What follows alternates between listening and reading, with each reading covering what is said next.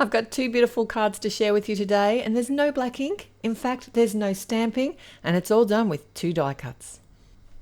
Welcome back to another Take 2 with Therese at New, and we have zero waste today. Seriously, we do. It's the zero waste 3D floral cover die.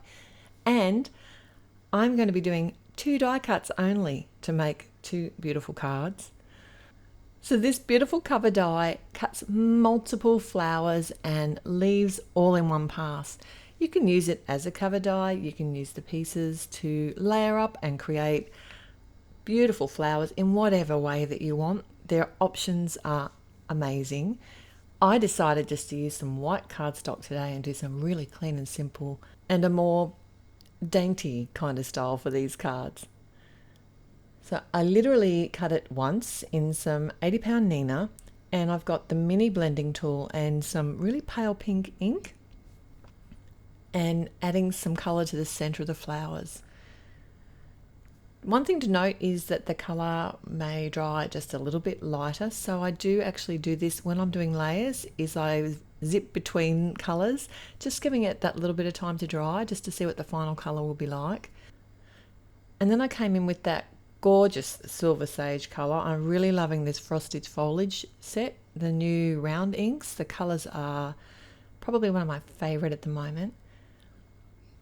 And when the pink ink had dried back, I did want it to be a little bit more vibrant, so I've got one of the detailed blending brushes this time and adding some coral berry to the centre of the flowers, but I do not want it to be too bold. So I have a piece of paper towel that I'm actually tapping off the ink and just leaving the minutest amount on the brush before just adding that little bit to the pink centers of the flowers. And I also came into the leaves and added a bit of the jade color to give them a little bit more depth. So my next step to create my flowers was to give them a little bit of dimension.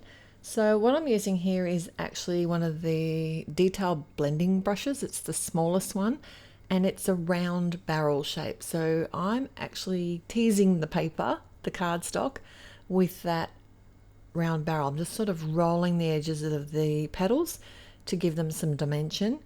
And these petals actually, when they die cut, do have etching in them, like some lines, so they are easy to maneuver and give some shape to. Like I said, you can add as many or as few layers as you want to these flowers, and I did layer them up just using some liquid glue. Anyone could create these cards. They really are very easy to do, and if you're not a confident stamper or you prefer to die cut, this is a great option. So for the sentiment, here comes my second die cut of the day. I decided to not use any black cardstock or ink. I'm using the XOXO and More die set, which is a sentiment set that has a shadow layer. So I ran that through my die cutting machine, and I did want the words to be that pale green color that the leaves are, and I literally created my own cardstock by blending some of the silver sage and jade inks onto the cardstock before I die cut the letters. It's easier than trying to add the color after. And I like to try and leave the tittle in place in the die cut, so that way I'm not chasing it and trying to find it later. All right, my first card, I'm just going to assemble some of the flowers now. I did add a little bit of foam tape behind a couple of the flowers, and the other 2 I actually attached directly to the card front. I used some of the ultra sticky tape from New because I know these flowers aren't going to go anywhere if I use that. You could also use a liquid glue if you prefer, or even a like one of those glue dots. Whatever you've got would work really well. I just really like the hold of the ultra sticky tape. It's nice and strong.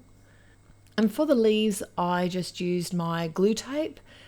And the reason I like to use my glue tape for something like this is liquid glue would work really well, but with glue tape, it's nice and forgiving, and I can easily lift up the leaves again and re-site them if I'm not happy with where I've put them. It helps me be less indecisive because I know I can move it if I need to. And I also popped up the sentiment using some of the foam tape.